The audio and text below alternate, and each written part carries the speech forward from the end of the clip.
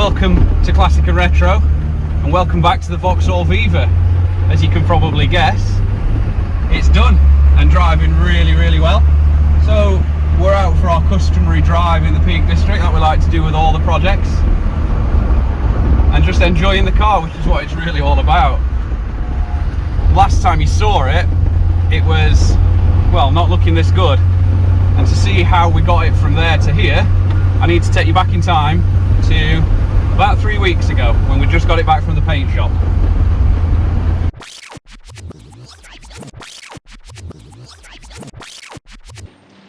If you've watched the first video, you'll remember, but all the wings were dented in. The bonnet was all dented in. This corner was all dented in. The scuttle corners are discoloured a little. We'd got a big scrape on the roof back here, and I can't remember, but one of the boot corners was also scuffed, and as you can now see, it looks absolutely beautiful. So this one should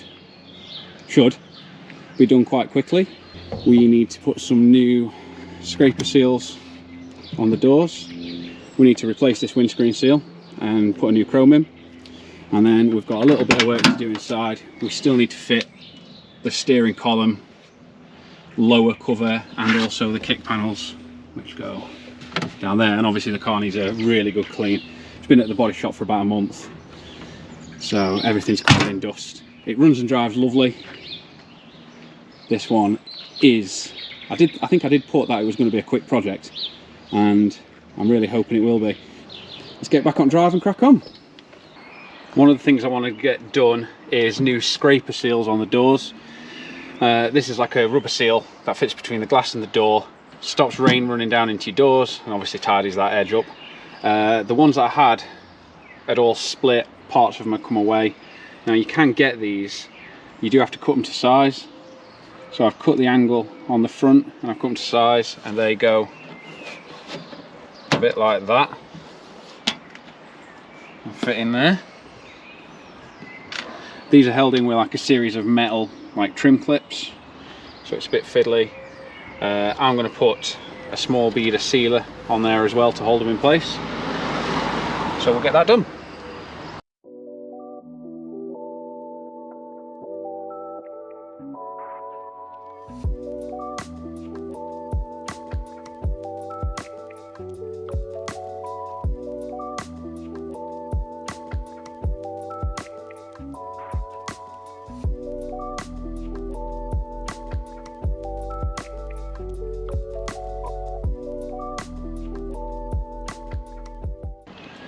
Repeat that process on the other side, let that set, and that's nice new scraper seals with pulp mirror back in. Next up is these kick panel trims. Now these are actually missing when I got the car, and I can't see why anyone stealing the car would remove these. So whether they've been missing for a while, I don't know. But you can actually buy them new. So bought a new pair of those, and they're just simply held in place with one screw. Just goes through there. I can imagine lining it up is going to be fun.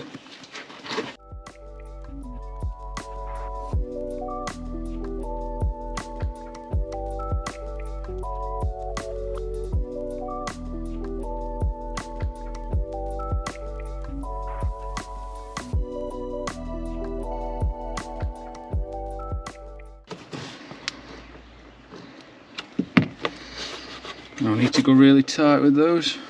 There we go. And then repeat on the other side. I mean, they're not the best fit, but they certainly look a lot better than just having a random hole and being able to see all the inner metal work. So I'm saying it's a win. Next job. So the next job we're going to do is change the windscreen seal. On an older car, these aren't too bad, they're not bonded in. So if you've got a new windscreen seal, obviously the easiest way to do it that I've found is just peel that back and get a Stanley knife blade and run the Stanley knife blade basically through the old seal. You can see just under the edge until you've gone through it.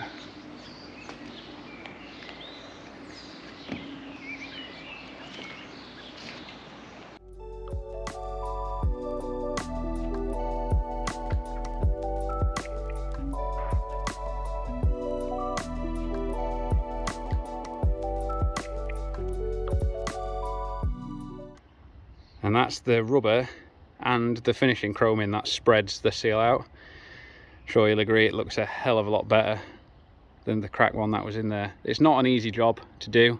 I didn't video me putting it in. I think you saw the bit where we put the rubber on the glass and then tried it that way, but that just wasn't working. So we put the rubber on the body of the car and then the glass into the rubber. It takes about 6 pairs of hands. So yeah, but we've got there now and it looks good. So we'll get the wiper arms back on and then move on to the next job. It's really coming together now.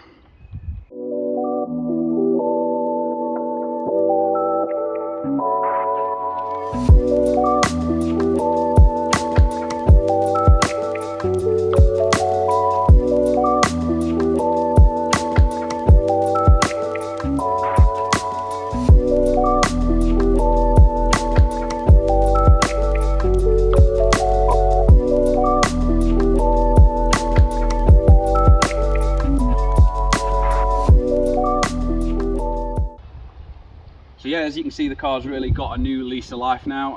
I'm really proud of how this one's turned out. It looks really good. It's one of those cars that actually looks as good in real life as it does on the photos, and it drives brilliantly, just how you'd want a classic car to. So unfortunately you can't keep them all, and this one's actually for sale on eBay as we speak. As you see this video, it'll go, the eBay auction will have gone live last night.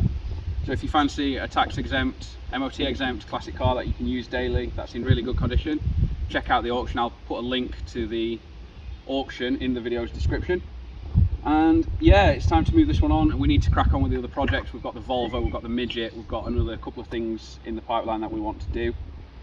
So we'll get this one off to a new home and crack on with those. If you've enjoyed this video, please drop a like and a comment on the video. It does really help the channel out, and consider subscribing, it's free. And yeah, that's about it for this one. As always, thanks for watching, and I'll see you next time.